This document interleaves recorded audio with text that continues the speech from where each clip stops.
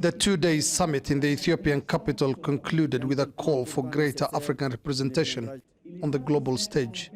70 years after the creation of the United Nations, AU leaders complained that Africa was still underrepresented on the UN Security Council.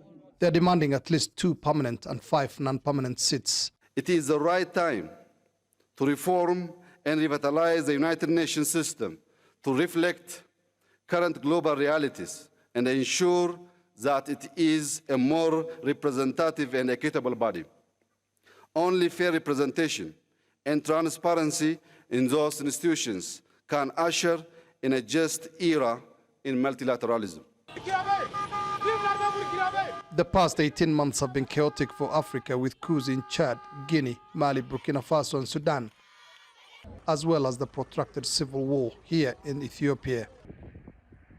The AU has been accused of an inconsistent response, notably by not suspending Chad from the 55-member organization after the military took over following the death of long-time leader Idris Deby.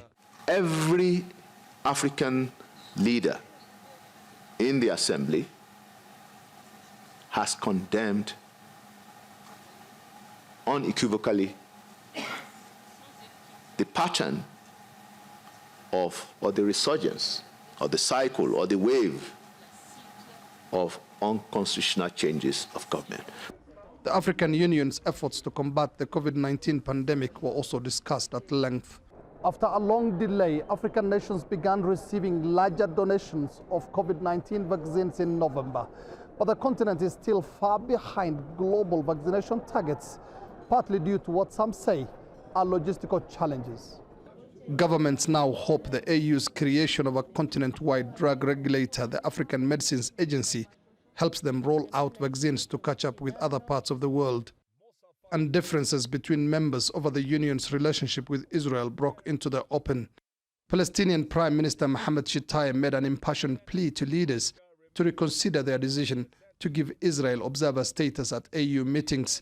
We believe that granting Israel observer status at the African Union is undeserved reward. This actually a reward that encourages Israel to continue violating international treaties, breaching all agreements with us. The Prime Minister was supported by some important member states, including Nigeria and South Africa, whose ruling party, the African National Congress, supports the Palestinian cause. In the end, the Palestinian argument was won, and leaders agreed to suspend Israel's observer status. Mohammed, Adow, Al Jazeera, Addis Ababa.